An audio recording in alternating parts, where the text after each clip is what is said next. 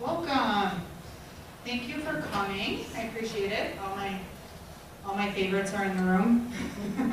Don't tell everyone else upstairs, okay? All right. I know some of you brought your books, so thank you for doing that. For those of you that did not, it's okay. We do have some extras if you need them. So if you have the ability, because I know some of you have snacks in your hands, we're going to give a round of applause to Right on Juliet. Thank you so much for coming. We're so excited to have you guys.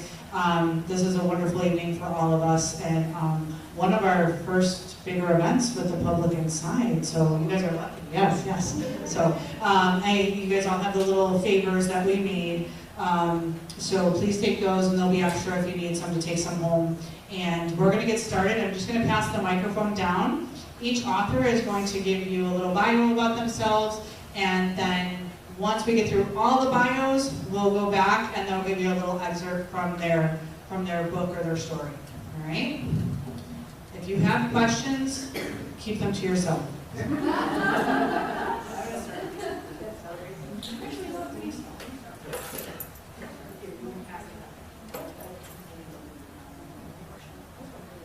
And if you want to use the podium, feel free.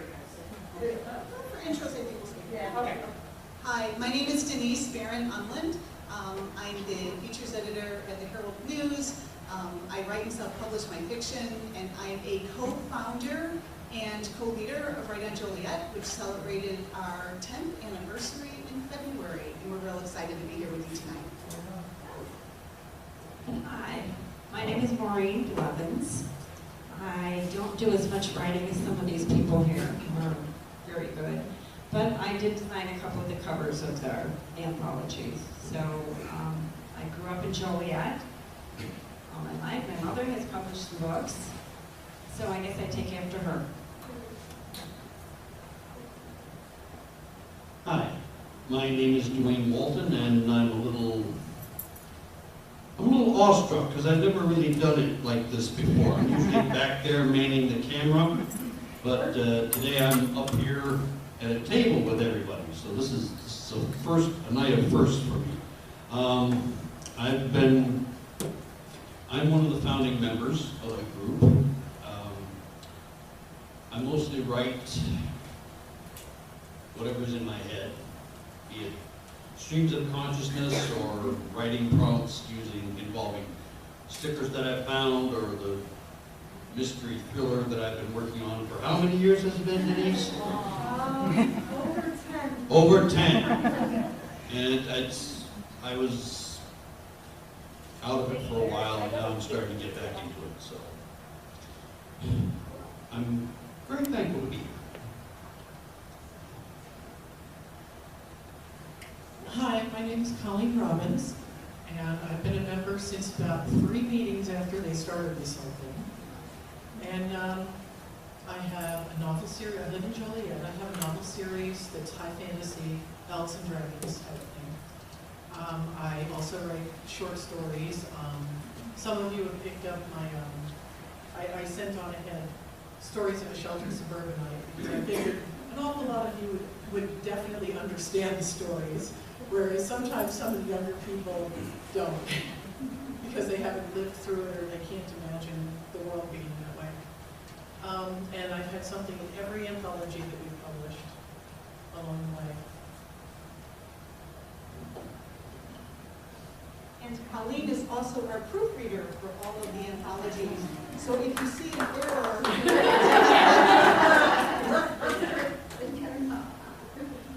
Hello, I am Diana Estelle, and I'm not a founding member, but I've been probably here for 6 years, something like that.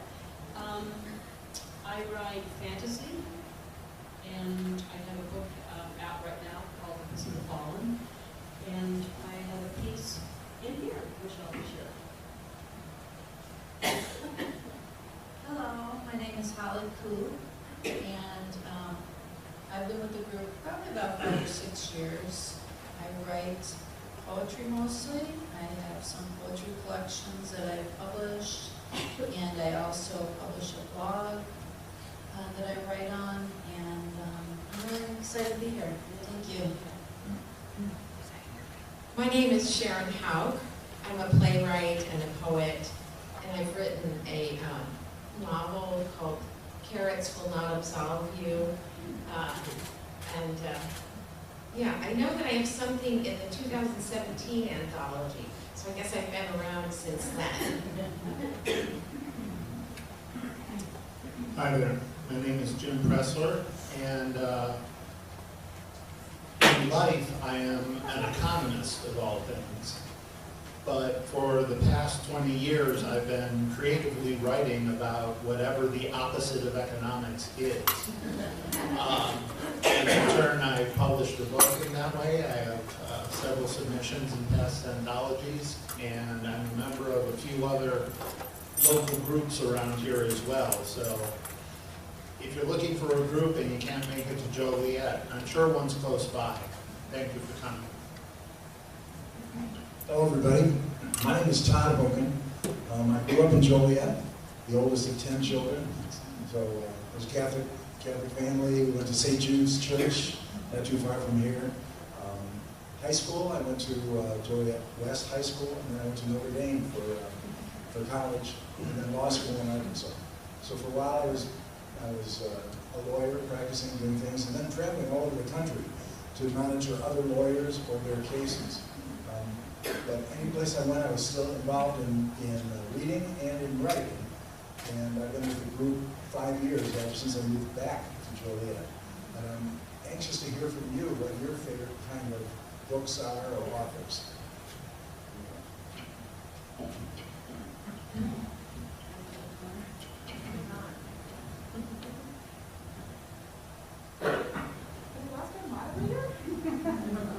No, you're good. Okay. If you want to just start with I'm sure you're good, and you can go ahead and get your mask on. You know, I have a quick question. Yeah. Todd makes a good point. Would any of the attendees today maybe like to talk about what they liked, what they like to read, what they might have liked in any of the anthologies? Oh, they're all so shy. Are you all shy? All of you? Would anyone like to share? I know there's a lot of book club members here. Come on, you know what we like to read. Does the newspaper count? Oh yes, the newspaper absolutely counts. Well, let's see, she's got 1, 2, 3, 4 members. We have an internal newspaper that's around in the student. That counts too. So we chuckled when you said proofreading, because we do a lot of that. Yes, and Colleen really works magic, because you should see what she starts with sometimes, because I handle things before she does. I guess I want to say one thing, is that we have an awful lot of diverse talent in the group. You know, Colleen not only does have, very sharp copywriting skills, she is our resident grammarian, and she tags us on weak words, weak verbs, sentence structure, in addition to being, yes, was and wers, and in addition to being a really just outstanding writer herself. Dwayne is, he writes the most inspiring stream of consciousness stories I've ever written. And he, without, read, I'm sorry, that I've ever read. You should have tagged her. Yeah, absolutely. And Colleen, you didn't jump in there fast enough.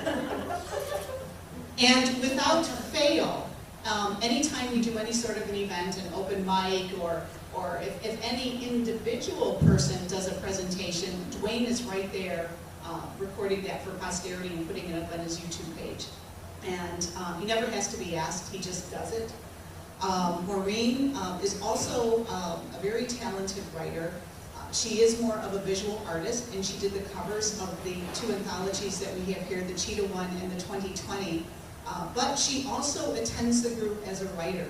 And she's written some essays, she's written some short stories, she is working on a book, and if she wants to share that, but she is working on a book right now, so, and we'll include some of her photography. Diana is very passionate about awareness for mental illness, and she incorporated that in her novel, which is just a very richly written and has a lot of spiritual elements. So, but that, and so that's something that is very important to her, and she stresses that in her novel. So she's hoping that if the book does anything, it raises that awareness. Holly Coop writes very inspiring poetry, and her first poetry book I actually used as a daily devotional through a hard time in my life. It sat by my bedside, and I read one little piece of it before I went off to work every day. Sharon Houck writes the most adventurous poetry, because you'll start at line 1 and end up you don't even know where. And it's an amazing write every time. Jim Pressler is a very talented, I want to say structurist. His one novel was one of 2 favorite books I had read in the year 2019. And it is called, I always want to say the Book of Mark. The Mark of Cain. The Book of Cain. And it's called the Book of Cain. Yes. And then Todd Hogan, I have been very fortunate to read a lot of his writings. We don't sometimes always agree on which his better ones are, because he'll really like some things that don't grab me, and then I have some other pieces of his that are just amazing, and he's like, oh, I think they need some work. He is also probably the most well-read and diversified, well-read member of the group. So if anyone is on Goodreads, be sure to check out his reviews, because if I'm ever on the fence about reading a book, I go to see what Todd has to say about it, and usually make my decision based on what Todd has to say. So, yeah. And unless Amy has something that she wants to say, you know what, I guess I'll just give you a little bit about Right on Joliet. When I say I'm a co-founder and the co-leader, I was a very reluctant co-founder. A young woman by the name of Christina Skaggs had wanted to start a group back in 2011 and asked me to start it with her, and I told her no. And she didn't want to do it herself. She was 23, and she came back and asked me if I would do it, and I told her no. And she kept coming back, and I said, fine, I'll be a silent person I'll be a silent partner, helping you do it, and just come to the meetings. Well, she, was a young mom and started to raise a family, and as she stepped back, Tom Hernandez, who can't be with us tonight, stepped up, and he has been working with me ever since 2013 to really grow the group. We probably have about 80 members on our email list. We have up to 25 in a meeting. We just have Steve Corden just walked in, and if you like crime fiction, he is your person, and he will read that in a 1940s radio voice, because he is that disc. And so we're a very supportive, nurturing group. We concentrate on what people do well. We give some suggestions for improvement, but the suggestions, they're not, how should I say it, they're not law, they're not you have to do things, because you may get conflicting suggestions, but really just a little bit of evaluation and tools where you can take your work back and just see how it struck other readers and writers. We are an adult group, so 18 and up, and diversified genres. We have had everything from bloggers to Christian poetry to just about every fiction. Yeah, we even had, we had a man who wrote short stories, and he wrote his own songs, and he would come and sing and play the guitar for us at meetings. So we've had, I think, just about a little bit of everything. We are a dues-paying group, $50 a year. The first meeting is free. No, we're not here to recruit you tonight, but I figured you'd throw that in too. And, but all the money does stay in the group. Pre-COVID, we had some speakers and things like that, and we throw one heck of a Christmas party at Semino. So there we go. And so I'm not sure who would like to be the first victim or reader to come to the microphone and share their work. But like in school, if I have no volunteers, I'll just call on someone. Excellent. And since you missed so 2 things here, Steve. Give a little intro about yourself since you missed that. And could you please put this back, because I am mechanically, the reason I'm holding this is I cannot figure out how it goes back on. Oh, okay. You think I will? We have been a guy. No, hold it. Oh. Howdy. I'm Steve Corden, live in the area. I actually just lived down the street until a year or 2 ago. I write mainly short stories, mainly crime fiction, some other stuff. I think I'll open up with something that I wrote last year, and it's not going to be a crime story. I took it from the anthology we published last year. So, you begin. 1989, year of the Reaper. 1989, the end of the 80s. George H.W. Bush, Dan Quayle, Ollie North, Pete Rose. It was not a good time to be starting out. But here I was, fresh out of college, ready to take on the world. Yeah, bloody right I was. I hated my first job. It intrigued me. It taught me some hard lessons. It paid shit. It made me wish that I stayed longer in college with the rest of my friends. However, it helped me develop the skills and talents that made me the best at what I did through the 90s. It taught me to be hard when needed, how to be the bad guy, how to be the nice guy, how to work a cop, collections and lending. It may not sound like a great career. Trust me, it's not. It was the rabbit hole I fell in, though. But I became good at it. I was the king of foreclosure. I took a lot of homes and saved my employers millions. I also helped a lot of people save their homes. I was the guy they called when they needed someone to take care of the big balances, the $1 million mortgages.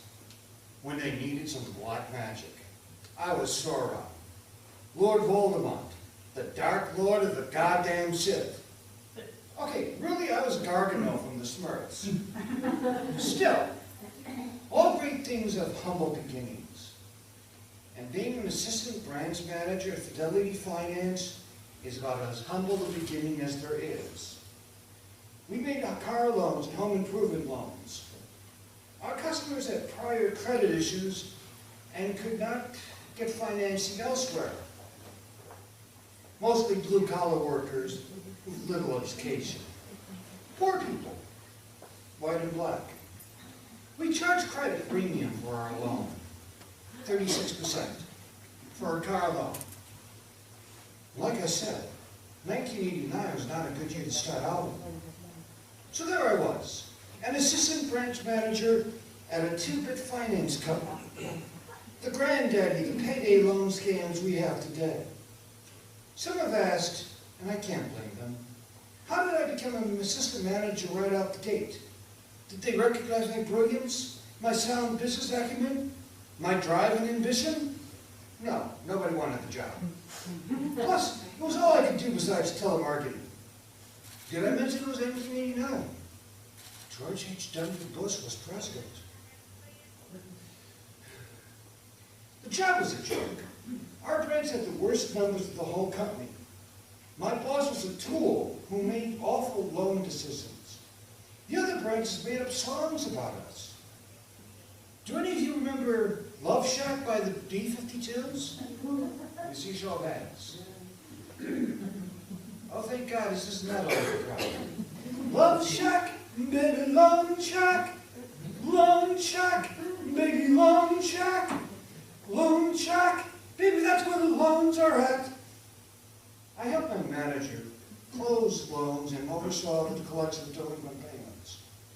I convinced poor mugs to shine away their lives for a 1985 Cadillac they couldn't afford. Then chased them through Chicago to get my money or the car keys. A learning experience I could have done without. 2 steps from being a leg breaker of a Don Vito. The job was a lot of crap. One of the biggest pieces of crap? Repossessing cars. Hell of a way to make a living. Mark came to work for us as a collector almost a year after I started.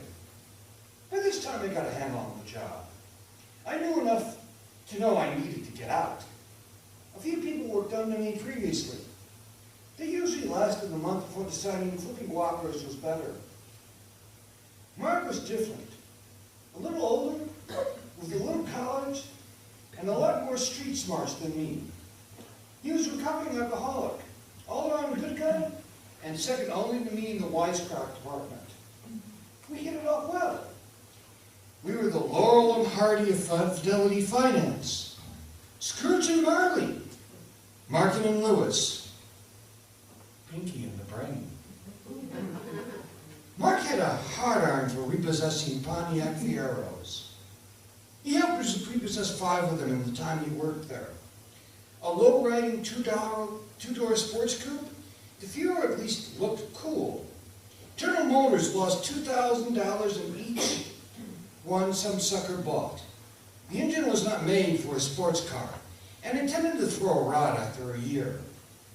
Imagine buying this piece of crap and getting a loan with a 36% interest rate. Like I said, 1989. Mark had been with us for 3 weeks when I came into the office late one day. He was bouncing off the ceiling like a 5-year-old who ate 100 sugar cubes and drank 3 liters of Coke. Actually, he was on his 9th cup of coffee that morning. One thing I learned about everyone who goes on the wagon, they substitute caffeine and nicotine for alcohol. I'm not always sure the change up is always worth it. What is up, Tonto? I asked, knowing it was going to be a long day. I found dead Smith's Fiero. He was jumping for joy. Smith was 6 months past due on her little black speedster, and we've been trying to find it for months. Smith had told us both to go to hell, and Mark made it his mission to get the car. He was like that. Where? At the Pontiac dealership in Wheaton. It broke down and she couldn't pay the repair bill, so they kept it. They will give it to us if we pay for the repairs, $750. Okay, I will get us a check and then we can settle up silver, Tonto. And so, on a fiery horse with the speed of light, a cloud of dust, and a hearty hi-ho silver, the Lone Ranger, yeah, pun intended, and Tonto were off on another adventure. Okay, we took my gray, beat-up Chevy Impala. No one shouted, hi-yo silver, but there was a cloud of dust, well, smoke, because it needed a new muffler. The job was simple. Pick up the 1987 black Fiero with tinted windshields in Wheaton. Drive it 40 miles down the I-294 towaway, excuse me, to the auto yard we kept repos in. Easy, right? Well, I drove to the dealership. We paid the repairs and got the car. Mark drove the Fiero. The car's gas tank was empty, so we stopped at the nearest gas station. And that's where the fun began. The Fiero had some innovative features, like a locking gas tank cover that unlocked from the inside. After 20 minutes, Mark got out of the car and I stood by the pump. I can't find the switch. Did you check the glove owner's manual? I can't find it. Did you look in the glove box? I can't open it, it's jammed. Irritated, I slid into the passenger seat and started playing with the glove box. After several minutes of banging and swearing, the glove box popped open. There were tons of papers and other junk, but no manual. Savagely, I crammed it all back inside and forced it shut. Go call the dealership and ask, I said. He went to a payphone. I started digging into the car, but I couldn't find anything useful. After 10 minutes, Mark came back grinning. There's a red button in the glove box that opens the gas tank. Of course, now the glove box was jammed worse than before. After 10 minutes of screaming, we finally got it open. The gas cap covered, they opened, and we filled the tank. We were on our way.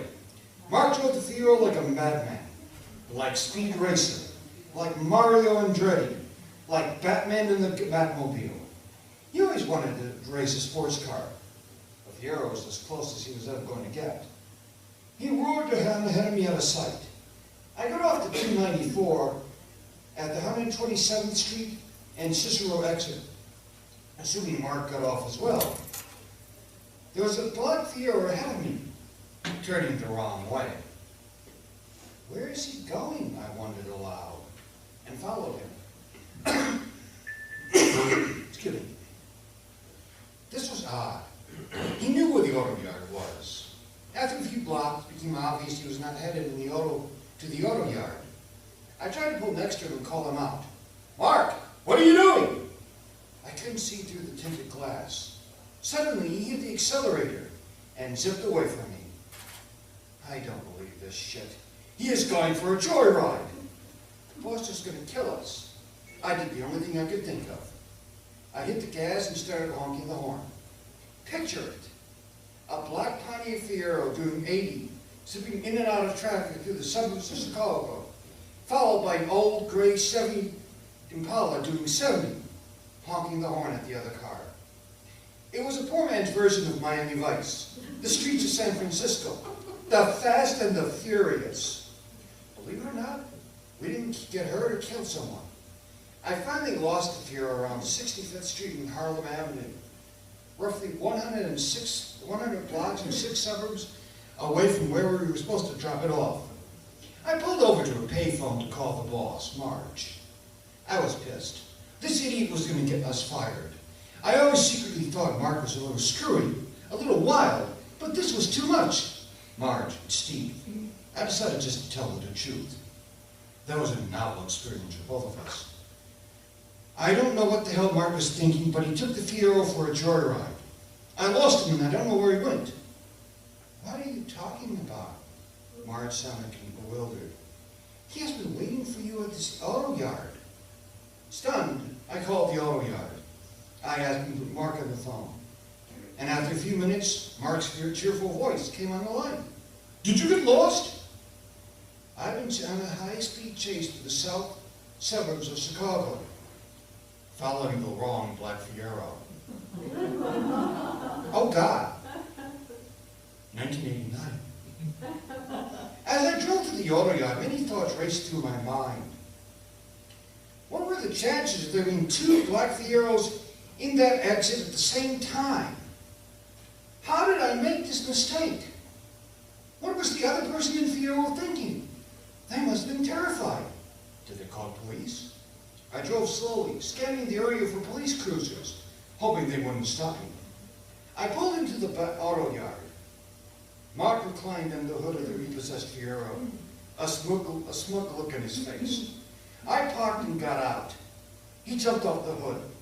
We stood there a moment, staring at each other. Then we busted out laughing. And laughed. And laughed. Until we were both on the ground gasping for air. And then we laughed some more. We climbed into my car and headed back to the office. I could barely drive from all the laughing. As we got off the tollway near the office, I was giggling so hard I didn't see the semi-truck I cut off. Its horn blared and somehow I got the car on the shoulder seconds before we got pulverized. We sat there a moment and looked at each other. We laughed for 10 minutes. When we finally got back to the office, Marge was waiting for us. The look on her face sent us into hysterics. We rolled on the floor and couldn't stop. Couldn't catch our breath enough to get control. Exasperated, she finally sent us home, realizing we would be useless for the rest of the day. We were now partners in crime, crazed repo men. Mark didn't stay with the company long, not as long as I did, unfortunately, but we were inseparable friends for a long time. Sadly, the intervening years and our different paths in lives caused us to drift apart. But Mark became my brother to me. And despite all the years, I would be there if the man ever needed me. 1989. Car repossessions. Hell of a time to be starting out in life. Hell of a way to make a living. Hell of a way to make a best friend.